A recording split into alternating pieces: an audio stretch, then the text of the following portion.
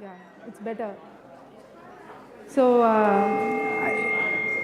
it's a great pleasure to be here. I did my PhD here as Sushmita introduced me just now in physics, and that was in the last century, and it's been quite a long time. 97 I finished.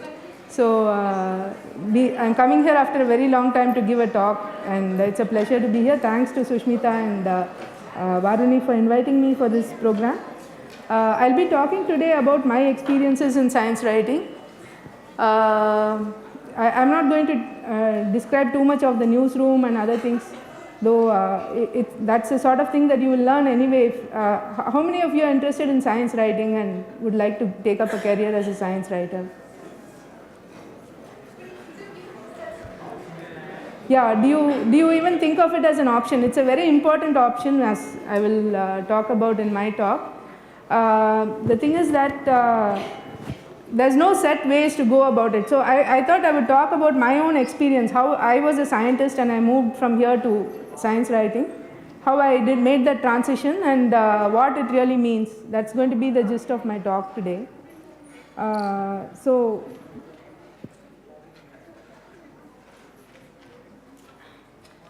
How do I move this? Yeah. So there's a lot of myths about science writing itself. As the cartoon says, we think it's a very pleasurable thing to write, and it's actually a pain most of the time. And you're sitting in one ratty office chair with an ailing laptop and a forest of post-it notes. That's the reality of writing. But then there's a lot of good things to be said for it too. And this is not such a bleak scene. There's no dearth of demand for science writers. That's the good news. Only thing is there's no set path to go about it. I'll come back to this slide later, so I'll just flash it now. My talk is going to be about, I'm going to tell you a story of my own transition from a very dejected postdoc to how I reached a sort of saturation of things and moved on to various things. But at this point, I really want to thank a few people. When I say dejection, when I finished my thesis, everyone has certain expectations of what they want to do, what they want to achieve in research and so on. I also had some expectations. There's also the level of output and the amount of work you're putting in and so on. There's a huge mismatch between the two as far as I was concerned.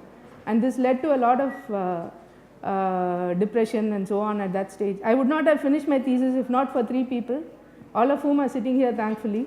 Not all of whom, 2 of them are sitting here. My thesis advisor Shankar, who was such a rock at that time. My friend and philosopher Jam, who was also responsible for me thinking out of the box, wondering what I could do now that this phase seems to be coming to an end. And my brother Rangarajan, who is a psychiatrist, he, because of his experience with depression and all that, he was very helpful too. So it was a very bad, bleak state. Why I'm talking about it, you will understand a little later in the talk. At that time, I needed to think out of the box, and so I'll talk a little bit about my transition, how I made that. Second part of my talk is about having become a writer, you reach a state of stagnation at some point, and how do you get out of it?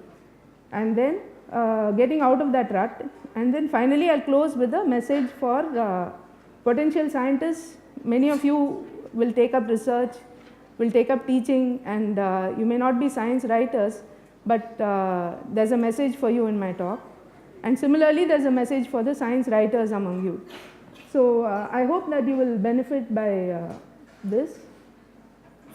I'm not going to talk about the writing process itself. There are many, you can Google and find out a lot of things about it.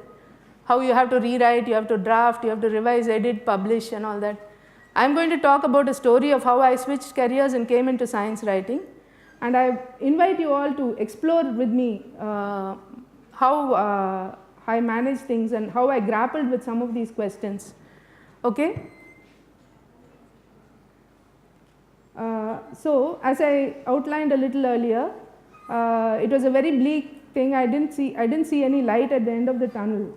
So at that time I was told, think about what you love doing best. And what I loved doing best was reading and writing.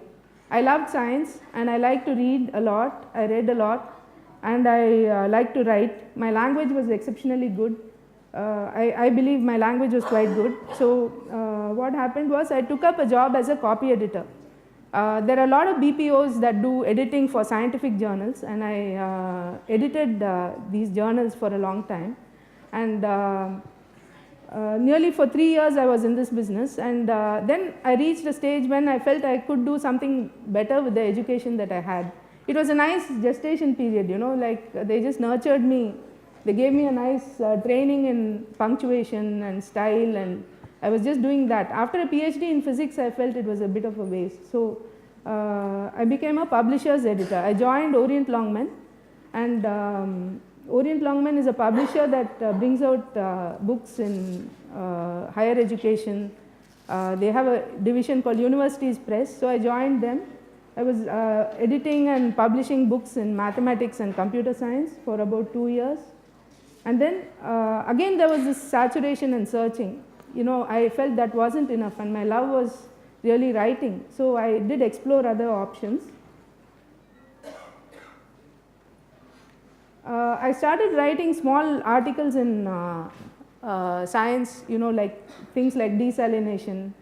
I went to NIOT, I spoke to some scientists. I wrote a few articles in this magazine called Himal South Asian. It's published from Kathmandu, and they were the first to give me an opening. So that was like I had tasted blood.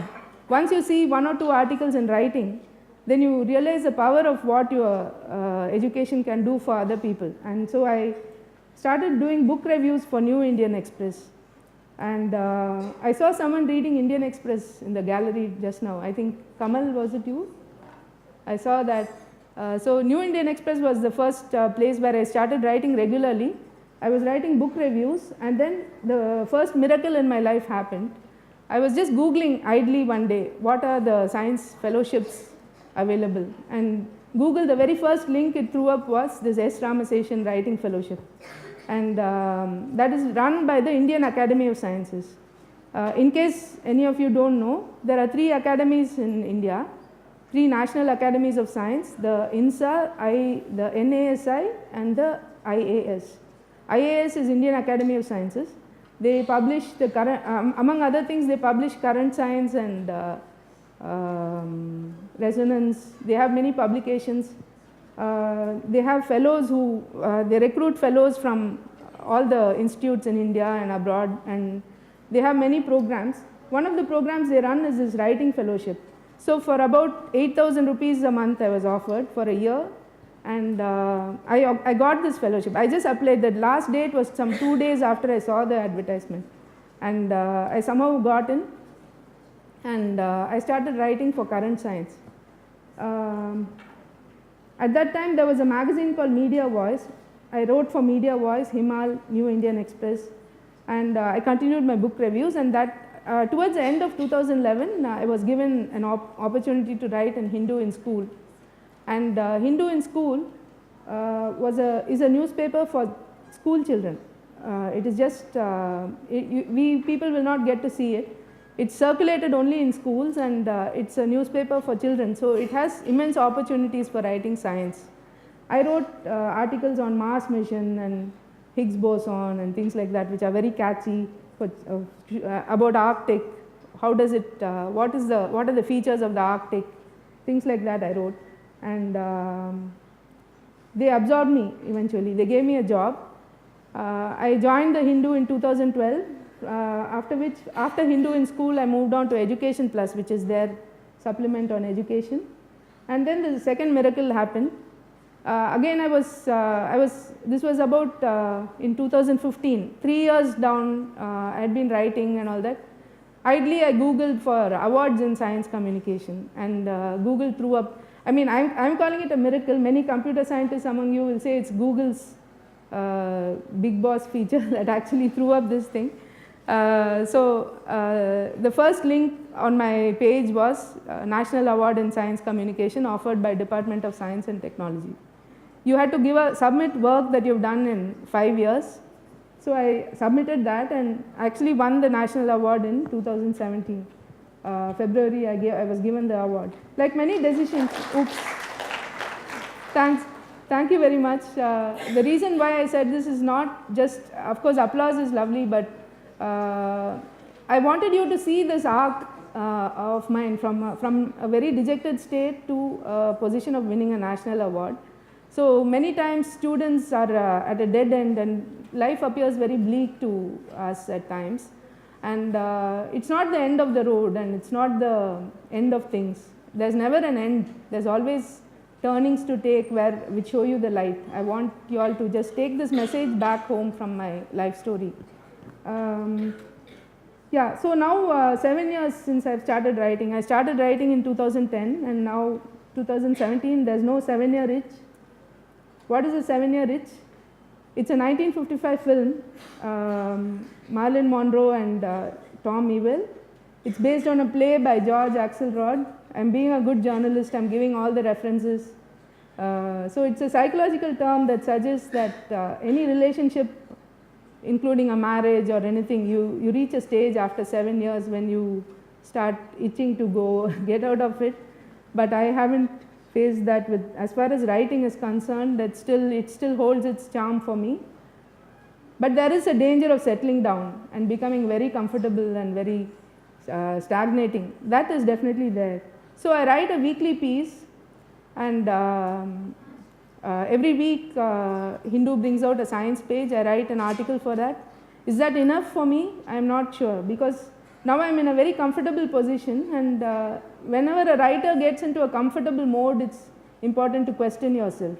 You need to question yourself, and how? You have to question, what must I do that is different and what must I do differently? These are two questions that we need to keep asking ourselves as science writers. And it may not appear relevant to you directly, but I think even as a researcher you need to throw up these questions to yourself all the time. A high degree of comfort zone is something that you must cross. I feel I must cross, and I'm inviting you to explore this with me.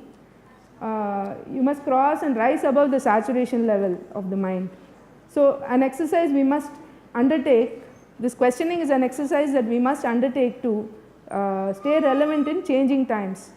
Things are always changing. If you look at the media, it's changing. If you look at research, there are new discoveries, and change is the only constant.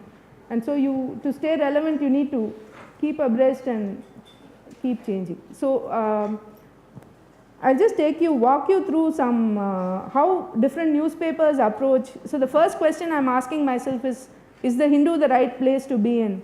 And I mean, I may sound like I'm doing some PR for the Hindu, but that's not the thing. The reality is that Hindu offers a whole lot of space for science. It has the science and technology page, which I've shown here. Then there is something called the being page, in which people write about public health and biology, life sciences and so on, microbiome, stuff like that. And then there is the life page, which is the last page of the paper, which has a whole lot of fun science, things that are interesting and eye-catching. And then there is sporadic stories of general interest, which are news stories. For example, about the India-based neutrino observatory, or news items are also used. So there's quite a lot of space the Hindu gives.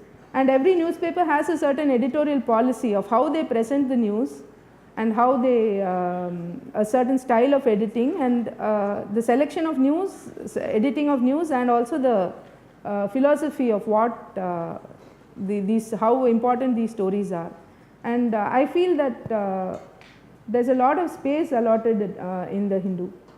Some other newspapers, for the Times of India has this trends section where they put news of this kind. I didn't choose these for any particular reason, but this is the latest I could get just before this talk, just when I was preparing for this talk.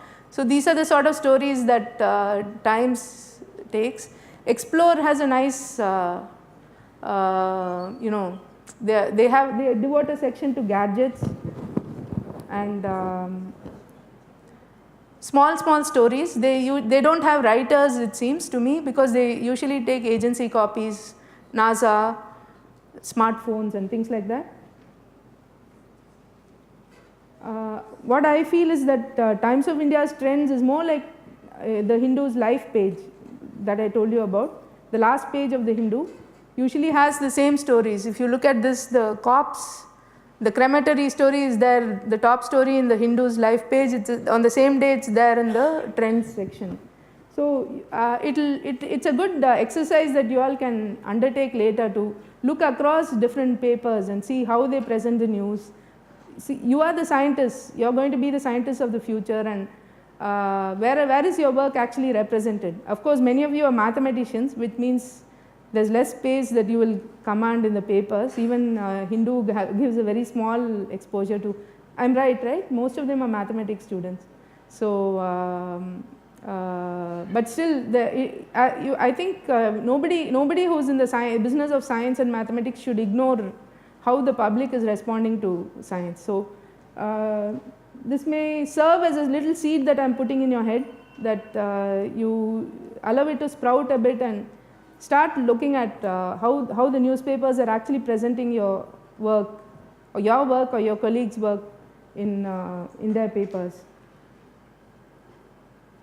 So, this is another example of TNI New Indian Express's Explore page. As you can see, the top layer is, I don't know if it's clear to you from there. Disappearing Act is a feature, a photo feature on how cars are changing, how the old gadgets that you had are all disappearing and some new features are coming into place, like rolling down windows, that feature is almost disappearing and things like that. They have a lot of space they have given to advertising also. So after looking at all this, I feel that I am fine in Hindu. Within Hindu itself, there is a lot of scope for me to write more. And like I said, I am saying I, but this can in principle be anybody's exploration.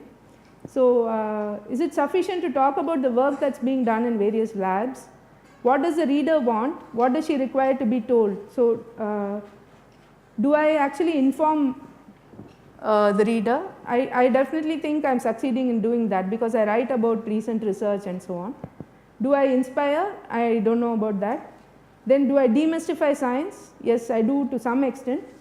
And do I inculcate scientific temper in the reader? So what is this new thing that I am talking about? I think many of you would have heard about scientific temper, who first talked about it and all. Can anybody tell me? Are you all aware of what scientific temper is? Yeah? Scientific temper na enna actually? Can anybody tell me? Nobody is interested in telling? Okay, I'll tell you, since you are not opening out. It was Nehru who first coined it. Discovery of India. You've heard of the book, right? Anybody's read it? Okay, it's a nice book. So he's written, what is needed for the country is the scientific approach, the adventurous yet critical temper of science, and the search for truth and new knowledge, the refusal to accept anything without testing and trial, the capacity to change previous conclusions on the face of new evidence, the reliance on observed fact and not on preconceived theory, the hard discipline of the mind. All this is necessary not merely for the application of science, but for life itself and the solution of its many problems. So this is what he says about science. This is at the heart of what inspires me to do science writing. And Indira Gandhi actually brought in this constitutional amendment in 1975, which said that promoting the scientific temper is one of our constitutional duties actually. So no, it's not funny. It's actually, it says Article 51A, it shall be the duty of every citizen of India, and it lists out a whole lot of our duties. In that, the H thing is to develop the scientific temper, humanism and spirit of inquiry and reform. So this was done because we want the country to be as a whole a country of thinking individuals who will make intelligent decisions. So what does this translate into for a science writer? We need to tackle debated topics. The adventurous and critical temper of science is that we need to take up controversial subjects and analyze them. We need to inform and enlighten the audience so that they can have a search for truth. The black is I'm just quoting from Jawaharlal Nehru, and the purple is what I translated it into for the science writer. So the refusal to accept anything without testing and trial. So we need to form well-formed arguments in the story that you are telling, and the capacity to change previous conclusions in the face of new evidence. That can translate into understanding the history of science and conveying it whenever possible, and the reliance on observed fact and not on preconceived theory. You have to write up whenever you encounter people slipping into preconceived notions and so on. And the hard discipline of the mind means that you better read a lot and educate yourself, and so all this is necessary not merely for the application of science but for life itself and the solution of its many problems. That is what Nehru said. Nehru is somebody that he is being maligned a lot these days, but many people who are in the practice of science, we owe our existence to Nehru, because he was the one who established all the institutions that we are celebrating today. Okay. So what are the gaps in my writing? I feel existing debates. There are many existing debates that science writers can get into and write. Should we welcome genetically modified organisms? That is a standing debate. Why do people always posit environment against science? This happens even in my office. I find that when I say something about science in an experiment or something, they will say no, but it's so harmful to the environment. So scientists were the ones who first brought in the whole aspect of global warming. The very first person who found out that the carbon dioxide levels are on the increase is a scientist, and that is what people are now talking about avoiding, right? So science is what is telling you about global warming and climate change. So science is not opposed to environment by any. So this we must educate environmentalists and scientists and or average people that when such debates come up, should it not be a synergy or a combined force of the two? So is climate change for real? Every climate skeptic knows that they are just avoiding the issue, So there's a lot to read and understand in these debates, and there's a prize in just methodically forming an opinion and analyzing these existing confusions. There are articles that say green tea helps you lose weight, and then there's what is El Nino? Suddenly you say El Nino is there, and so there's no monsoon. These are all there. We need to demystify these things as scientists. Neutrinos. The other day somebody was saying, oh, isn't it something to do with CERN? India-based neutrino observatory, isn't it something to do with CERN? Isn't there an accelerator there? This was a science writer speaking to me. So there's a lot of misconceptions which we need to demystify and remove. Many people have a fear of the new. So the science writing can also illuminate and educate the people who have this fear of the new. And there are so many frontier areas that you need to touch, like computer assisted proofs or artificial intelligence, quantum computers, string theory, cosmology, gene editing.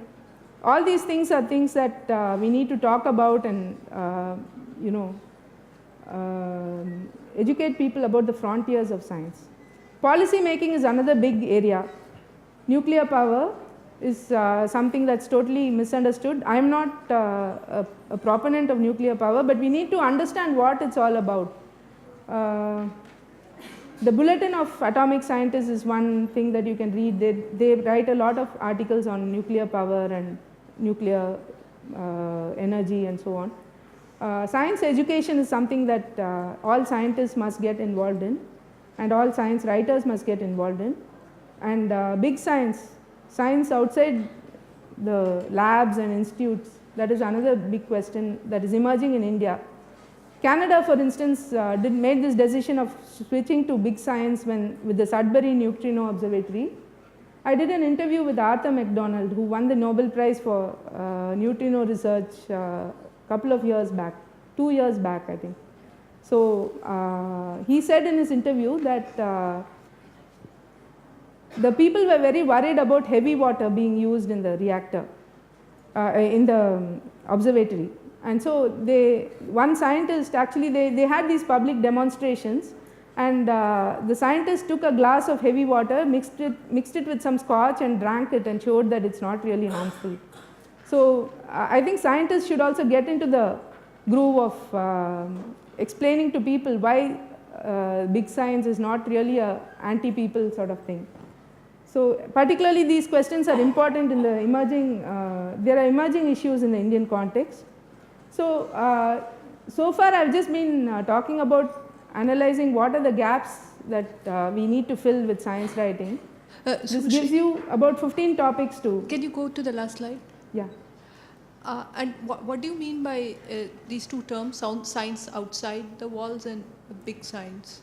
Science outside the walls, I am saying because there is this myth of the scientist as someone who works in a laboratory in an ivory tower.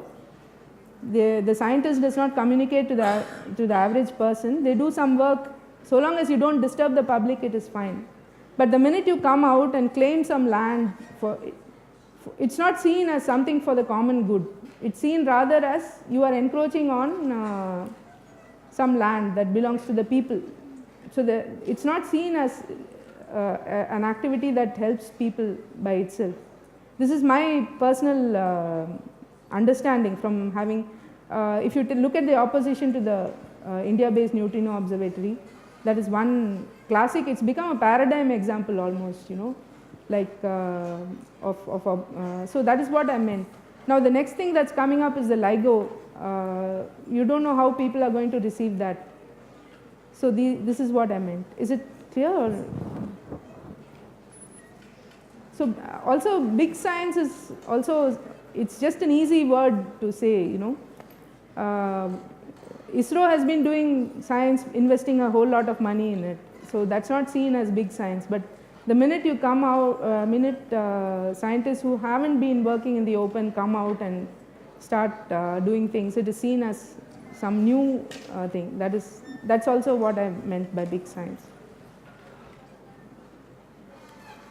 So there are now, I've just made a list of all the things that I've talked about till now. There are 15 topics that one can write about. So this is just, you know, this is myself looking at my writing and wondering what I'm not doing, and I came up with 15 topics just sitting and planning for it. So any of you who's interested in science writing must see in this an opportunity. That is what I feel, because there's a lot to do, and there are very few science writers and very little space in papers. So the more of you interested in it and writing on these topics, the better for the scientific community at large. Would you like to read these topics a little bit? I'll keep this slide here for a minute, and you can ask me if you find any of the topics interesting, you can ask me something about it. Or you can come to it later also.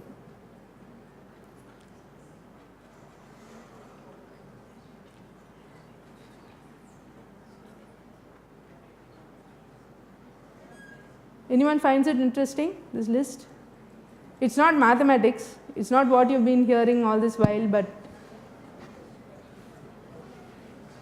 does any of this topic ring a bell or strike a chord in any of you?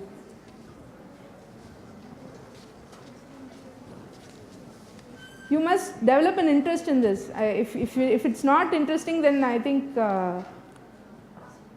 you know, of course it may be my failure to project it as a good thing, but I think all scientists should be interested in all these things.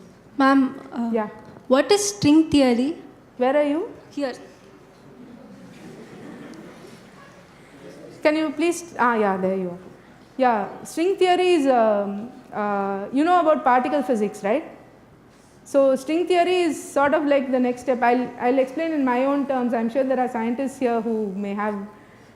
String theory is a theory that is supposed to unify all the forces that you know. So far you have a theory that explains, that unifies 3 of the 4 fundamental interactions.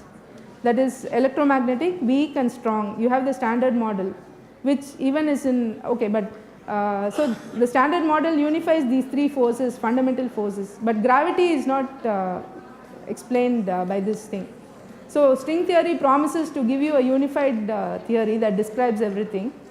The only problem with string theory is that it requires a very high energy for you to actually test this theory. So it cannot be done on Earth right now with the technology that we have right now. But the interesting thing is that, and there's also many, it has not, even subsidiary things like supersymmetry and all haven't been observed in nature till now.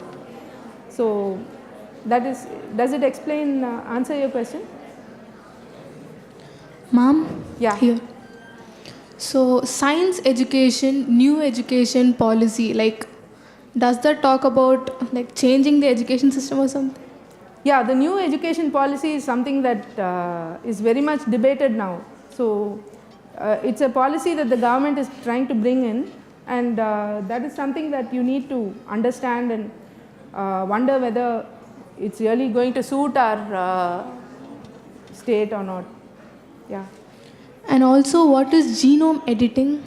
Genome editing is, there's a tool called CRISPR that has recently been found, which can actually edit, you know, the Genome Project has actually characterized the genome of every organism, right?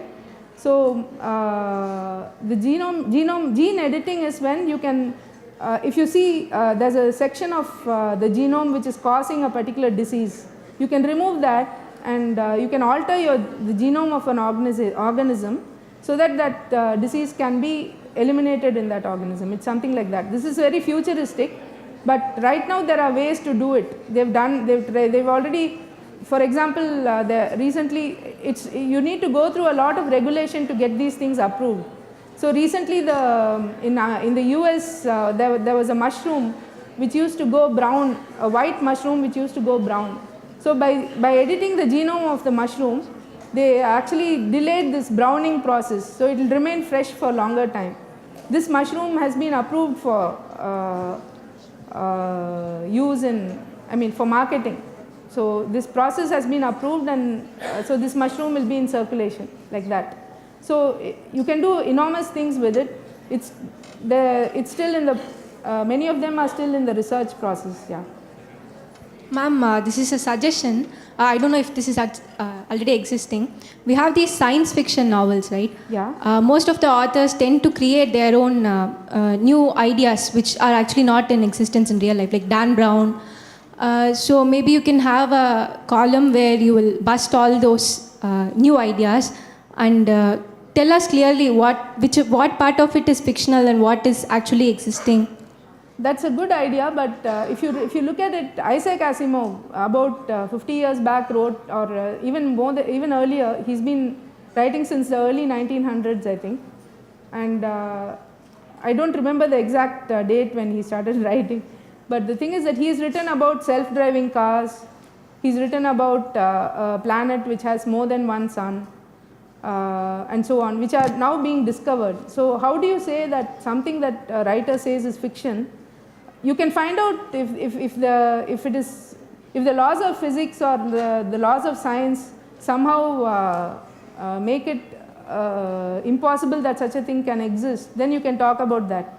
But you cannot talk about fiction itself as an impossibility, because what is impossible today can become possible 50 years later. Some authors tend to quote medicines also, Yeah. which are not in existence today.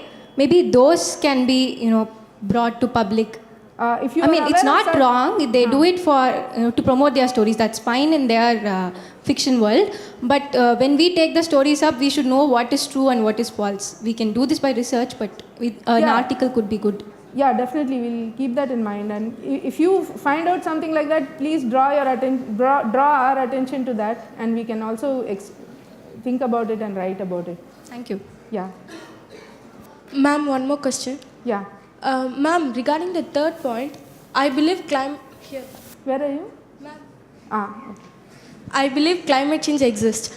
But there is one particular person, he's a Nobel laureate, who doesn't comply with that idea. He's very much against the idea of climate change. He says that the earth is more stable than ever it was, more stable now. But when I read Hindu, I never come across such kind of views. Like, I think there is a scientific bias or inclination towards the majority of the scientific community within this media. Is it true? You think there's an inclination that there is climate change within the media? Yeah, I believe climate change exists. But there is a particular sect, I think it's a minority, who believe that it does not exist. And there's a famous person, he's a Nobel laureate, who's very much against this idea of climate change. There are individuals who don't believe in it, but that's they say that there are debates in the scientific community also. They say that this is happening naturally, but that has been debunked by research also. So it is your duty to put that in your paper, but I never come across that. When I see it in YouTube, it is there, but I never came across such one thing in Hindu or any papers. You're right, because there are people in there's a certain editorial process. Like I told you, every company, every paper has its own editorial policy. So there are stands that somebody takes based on the belief of the most senior person. The person may not be aware of the science behind it, but in the Hindu, fortunately, there's space for debates, and we are trying to convince these people that these topics must be written upon. There are people who write about it also. There's a writer called Vidya Venkat who writes on climate change. So point is taken, more stories will be written about it. Yeah.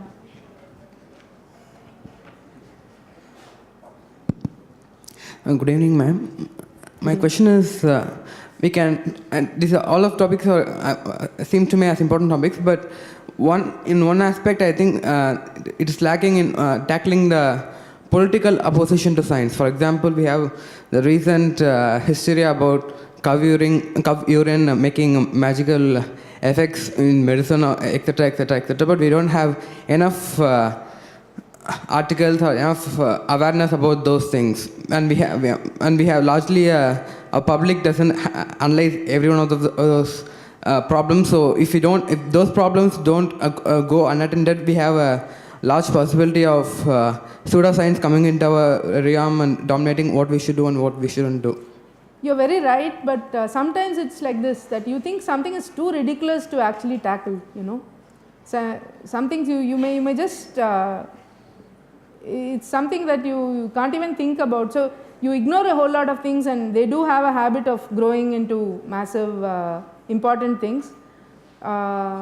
If necessary, these things are being addressed also.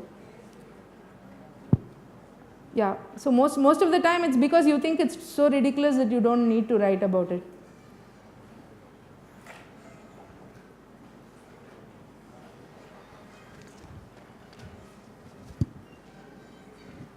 Afternoon, ma'am. Actually, now you being a science fiction writer, you are well versed in the subject, and you are writing fiction stories. But there are writers. I'm not a fiction writer. I only write science articles. That is about research and such things that I've described so far. I'm not a fiction writer per se. Okay, ma'am. Sorry. Yeah. Shall I continue? Yeah. Actually, there are writers who write fiction stories who don't have precise knowledge about the subject, and they write irrational, illogical stories at times just to gather attention from public and they are being involved into movies also to bring out the to look more attractive. They add stuffs that might look irrational to a person with scientific knowledge. Correct. So how do you look at those things and people? Actually, if you take the popular writer Sujata, many people have problems with the way he used to write. Have you read any of Sujata's stories? No, man. Okay, he's a Tamil writer. You've read. Do you like them? Okay, the exciting, he may not always be correct or accurate, but he's succeeded in exciting a few people to enjoy science and read about it. So far I'm okay with it. I'm not too judgmental about science fiction. Fiction itself, why science fiction? Take any fiction. Fiction allows you freedom to say whatever you like. It need not be possible. Fiction's power lies in convincing the reader somehow and exciting the reader. It need not necessarily be always correct. If it is correct, then it will become research, right? So with fiction, I think you can take some liberties. That's my opinion, at least. Yeah, someone else wanted to ask? That's all?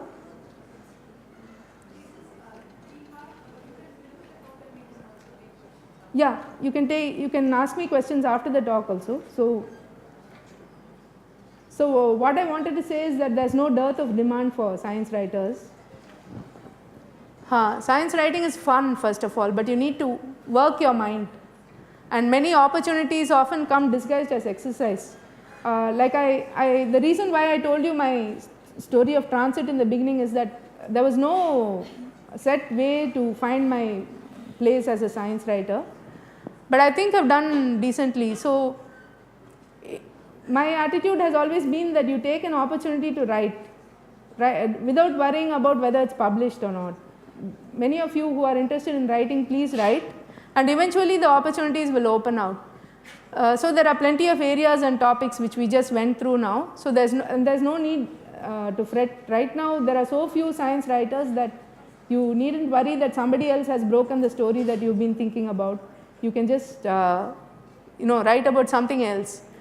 So once you're in the newsroom, you need to find the right editor and convince him that most often it's a he. That's why I've put him in a capital H. So most often it's a he. To give you a break, to give you a job, and then once you're inside the newsroom, you'll encounter more editors, each one in charge of a page or a section, and you need to pitch to the right editor. These are the two skills that you need to learn if you want to be a science writer. And your greatest reward will be in researching and writing the story, and most of the time the editor who takes it up and edits it doesn't mess up with it, does a light editing and publishes it. A greater reward will be that your writing will be like a seed bomb, waiting to sprout in the fertile minds of the generations to come. That's what we all like to think. So I'll just tell you a small story. I wrote a piece about this C.V. Vishweshwara. He's the person in India who did the earliest calculations on black holes. That time they were not even called black holes. They were called Schwarzschild singularity or something like that. He analyzed the way what will happen if two black holes merge and all that. So they recently detected it in LIGO. After that he became well known, and we gave him the name of Black Hole Man of India. We did a story on him, and then he passed away recently, and when he was in the hospital towards the end, I had written an article about LIGO's detection of black holes, and his daughter Smita, she read it out to him, the article, and he was practically unconscious, and he heard this article, and I believe he has this habit of twitching his eyebrows. So that's what she has written in, this is an extract from the letter she sent me. And today you gave him one of the most joyful days of his hospital stay. I was so excited by your article today of the black hole merger. I read it to him in the afternoon. As I read on, the hospital staff gathered around him to listen, and we could see Appa's brows light up to hear more and more about the merger and the gravitational waves, and about what all the scientists have been doing, and his mouth broke into a smile. And then I read out your quoting Narlikar, ending with, "Early work by C.V. Vishweshwara is important."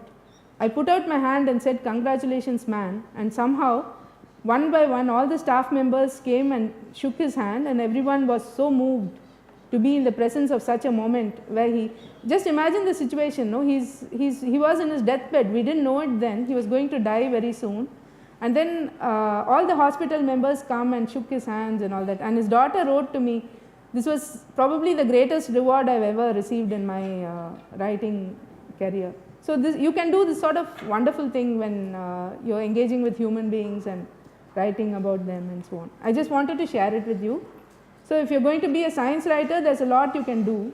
If you're not going to be a science writer also, there's a lot you can do. Many of you will not probably go into science writing by yourself, but you will be teachers, you will be scientists and researchers. So you are in a better position than most journalists to actually write on science. You can write blogs, you can contribute to social media, tweet. You can be generous and help journalists understand and communicate better. You can organize journal clubs for science writers. You can be very sure that you never lock yourself up into your ivory tower, and you can make outreach a part of your work right from the start. It's difficult when you become very senior, so if you start right at the beginning, I think you guys are doing a wonderful job in this. And so that's all, I think. Thanks for being so patient and listening to me.